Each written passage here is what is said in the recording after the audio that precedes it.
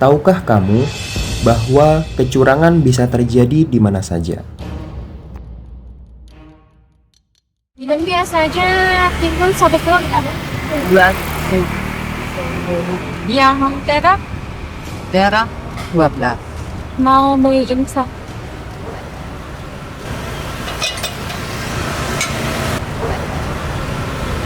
Udah on tepi ya.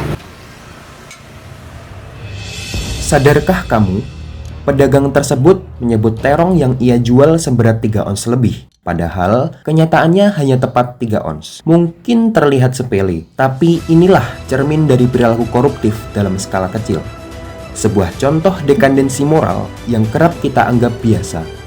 Jika di pasar saja kecurangan bisa terjadi, bagaimana dengan mereka yang memegang kekuasaan lebih besar? Berdasarkan data Indonesia Corruption Watch, sepanjang tahun 2024, tercatat 364 kasus tindak pidana korupsi dengan 888 tersangka. Akhir-akhir ini, kasus dugaan tindak pidana korupsi yang melibatkan mantan Menteri Pendidikan, Kebudayaan, Riset, dan Teknologi, Nadiem Makarim, menjadi sorotan besar di tengah masyarakat.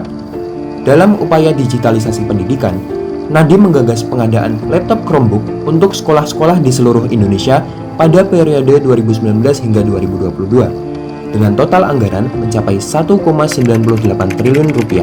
Kejaksaan Agung menetapkan Nadiem Makarim bersama 4 pihak lainnya sebagai tersangka.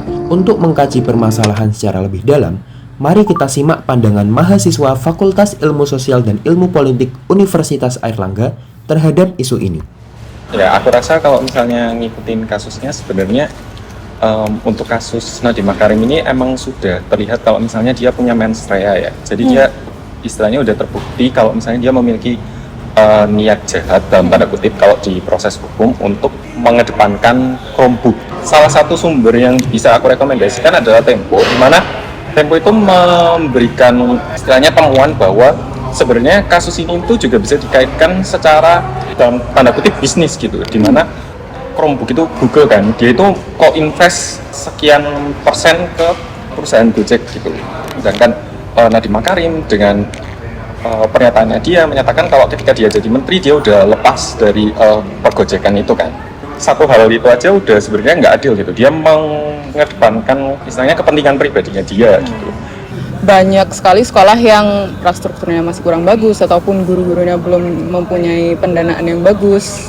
Nggak tahu kenapa para petinggi-petinggi yang ada di pendidikan itu malah mikirnya, oh daripada kita naikin gaji guru dengan gaji yang sesuai, gimana kalau kita buka satu hal baru yaitu Chromebook.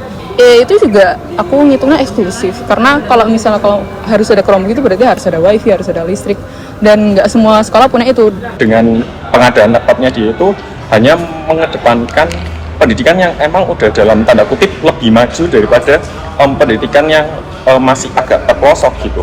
Karena kalau misalnya kita berpikir dalam konteks kita harus mengadakan keadilan sosial, kita harus menegakkan keadilan sosial bagi semuanya, seharusnya logika dasarnya itu kita berikan akses dulu kepada mereka yang belum punya akses bahkan terhadap hal-hal yang dasar sebelum kita menginovasikan lebih lanjut, yang mana inovasi itu kemudian bahkan menjerat Nadiem Makarim gitu sih. Dan fakta bahwa mereka kayak tidak melihat akar masalahnya, tapi Chromebook ini seakan-akan digunakan sebagai tempat untuk korupsi, itu sangat menyedihkan sih untuk masa depan pendidikan di Indonesia.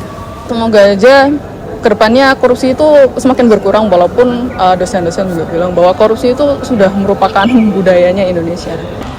Menurut aku sih dengan kita belajar dan menyuarakan apa aja sih yang janggal, bukan cuma dengan melihat ini secara gamblang, tapi kita membredeli sebenarnya apa aja sih yang salah dari hal ini, dan kemudian kita bisa mengadvokasikan ke depannya itu harusnya pemerintah itu melakukan gini. Nah, kita udah menciptakan ruang diskusi dan menyadarkan masyarakat apa sih hal yang salah itu aja, menurutku udah menunjukkan agensi kita sebagai mahasiswa.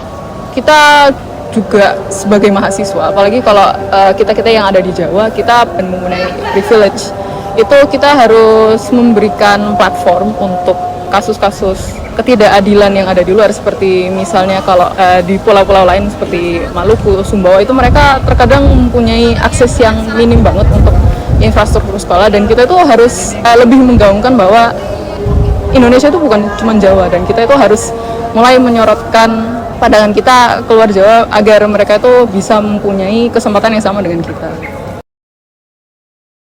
Tindakan korupsi dalam sektor pendidikan, seperti pada kasus pengadaan Chromebook, bertentangan langsung dengan sila kelima Pancasila, keadilan sosial bagi seluruh rakyat Indonesia.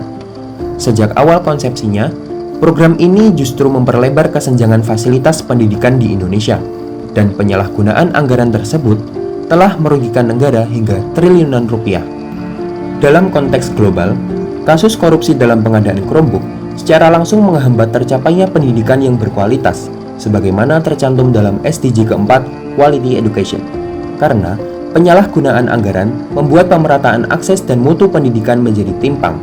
Selain itu, praktik korupsi seperti ini memperlebar jurang ketimpangan sosial antar wilayah dan kelompok masyarakat, yang berarti juga melanggar semangat SDG ke-10, Reduce Inequalities.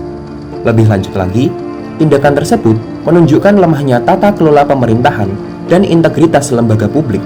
Padahal keadilan, perdamaian, dan institusi yang kuat merupakan inti dari SDG ke-16, Peace, Justice, and Strong Institutions. Korupsi bukan sekedar kehilangan uang negara, tetapi kehilangan nurani bangsa. Jika pendidikan adalah cahaya yang menerangi masa depan, maka integritas adalah listrik yang menyalakannya. Mari kita jaga Indonesia dengan kejujuran, mulai dari diri sendiri, karena bangsa yang besar bukanlah bangsa tanpa kesalahan, melainkan bangsa yang berani memperbaikinya.